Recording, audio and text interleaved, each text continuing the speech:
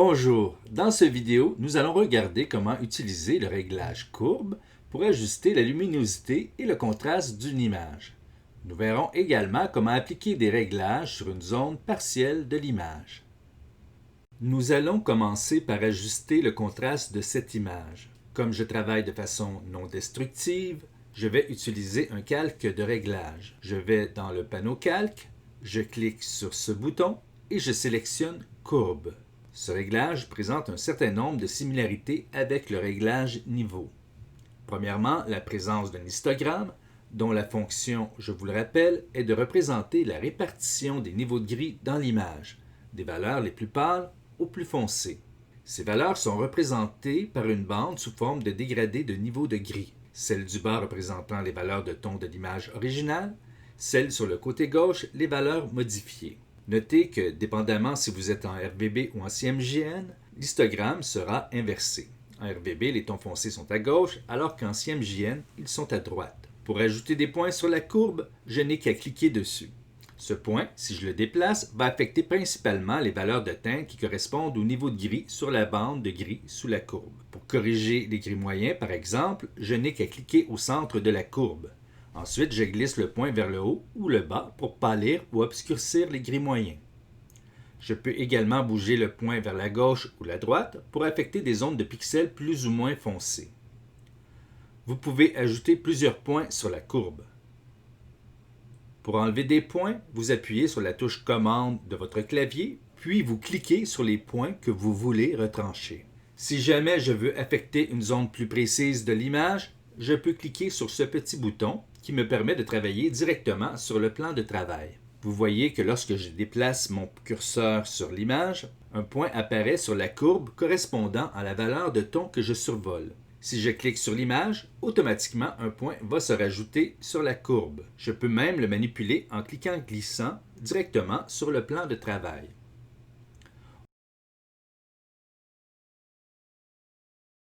Au bas du panneau, vous avez une série de boutons. Le premier, à partir de la droite, permet de supprimer le calque de réglage. Le deuxième, de le masquer. Le troisième, de réinitialiser le réglage pour annuler les modifications apportées au réglage. Le quatrième bouton vous permet de visualiser l'image initiale. Et le dernier vous permet d'écrêter le réglage au calque ou au groupe positionné sous le réglage dans le panneau calque. Je vais appuyer sur le troisième bouton pour initialiser le réglage. Nous allons regarder maintenant comment augmenter le contraste d'une image, ce qui peut être utile lorsque votre image manque de contraste ou pour créer un effet visuel de haut contraste. Dans les deux cas, la méthode utilisée peut être la même. Si j'analyse l'histogramme, je peux constater que dans cette photo, il y a un vide dans les tons les plus foncés et les plus pâles de l'image, et qu'en définitive, cette image manque de contraste. Il y a deux principales façons d'augmenter le contraste avec les courbes. Premièrement, comme sur le réglage niveau, vous remarquez qu'il y a des curseurs au bas de l'histogramme, un pour les tons foncés, l'autre pour les tons les plus pâles. Pour augmenter le contraste de l'image, je peux rapprocher les deux curseurs vers le centre. Exactement comme vous l'avez déjà fait pour calibrer le dessin plus tôt cette session avec le réglage niveau. L'effet sera de prendre la gamme de gris comprise entre les deux curseurs et de la réétalonner sur la gamme complète de gris. Vous remarquez qu'il n'y a pas de curseur pour les gris moyens. Pour les ajuster, vous n'avez pas le choix d'utiliser la courbe.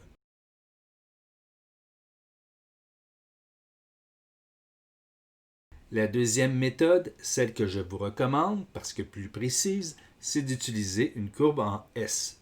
Vous créez un point dans les zones sombres à gauche, puis vous déplacez le point vers le haut, ce qui rendra les zones foncées de l'image encore plus foncées. Vous créez un point dans les zones claires à droite, puis vous déplacez le point vers le bas, ce qui rendra les zones les plus pâles de l'image encore plus pâles. Vous ajustez la position des points au besoin. Si vous remarquez que les tons moyens sont trop foncés ou trop pâles, n'hésitez pas à rajouter un point au centre de la courbe pour les corriger. Dans certains cas, il peut être utile d'abaisser le contraste d'une image, particulièrement dans un contexte de coloration. Je vais rendre visible le calque de coloration. Vous voyez que les zones les plus foncées et les plus pâles de l'image semblent moins affectées par la coloration que le reste. Si je baisse le contraste, la coloration aura plus d'emprise sur ces zones. Je vais cliquer complètement en haut à droite et baisser le point pour que les zones les plus claires de l'image soient un peu plus foncées. Je vais effectuer une manœuvre similaire à gauche, sauf que cette fois-ci, je vais monter le point pour que les zones les plus foncées de l'image soient un peu plus claires. Je vais baisser l'opacité du calque de coloration pour nuancer l'effet de coloration. Évidemment, rien ne m'empêche par la suite de rajouter d'autres points sur la courbe pour ajuster les valeurs de l'image, voire pour augmenter le contraste des tons centraux de l'image. Je peux utiliser les courbes pour créer un négatif. Je vais réinitialiser la courbe en cliquant sur ce bouton. Je n'ai simplement qu'à monter le point de gauche complètement en haut et celui de droite complètement en bas. Dans une image en CMJN, c'est l'inverse. L'effet sera d'inverser complètement la gamme de valeurs de l'image. Nous allons maintenant apprendre à calibrer une zone limitée de l'image, donc de créer une calibration sélective. Sur cette photo, les deux modèles sont sous-exposés au niveau du visage. Je vais rajouter un calque de réglage courbe pour les corriger. Je vais appuyer sur ce bouton, ce qui va me permettre de situer le point correspondant aux valeurs de ton dominant des visages, simplement en déplaçant ma souris sur les visages. Je clique ensuite pour créer un point sur la courbe. Je veux augmenter la luminosité des visages, les rendre plus pâles. Je vais donc amener le point vers le haut, vers le bas si vous êtes en CMJN. Pour l'instant, l'effet s'applique évidemment à l'ensemble de l'image. Je vais maintenant le circonscrire au visage. Je sélectionne le masque de fusion en double-cliquant dessus, dans le panneau calque, ce qui fait apparaître le panneau propriétés. Et je clique sur le bouton inversé pour rendre le masque de fusion complètement noir. On se souvient que dans un masque de fusion, tout ce qui est blanc est visible et ce qui est noir est masqué. Rempli de noir, l'effet est évidemment inactif. Je vais peindre maintenant en blanc dans le masque pour appliquer graduellement l'effet au visage. Je sélectionne l'outil pinceau. Je m'assure d'avoir du blanc comme couleur de premier plan. Je choisis une forme ronde au contour flou. Je m'assure d'avoir un diamètre approprié pour la correction. Je vais également baisser l'opacité pour rendre la forme transparente. Et je peins sur la masse de fusion pour faire apparaître l'effet. Si vous dépassez, vous pouvez peindre en noir pour effacer. Vous pouvez inverser la couleur de premier plan et d'arrière-plan en appuyant sur ce bouton ou la touche X de votre clavier. Si je veux rendre l'effet un peu moins fort, je peux corriger les points de la courbe ou plus simplement baisser l'opacité du calque. C'est ce qui conclut cette introduction à l'utilisation du réglage courbe. Un réglage qui par ailleurs offre bien d'autres possibilités, notamment la calibration des couleurs.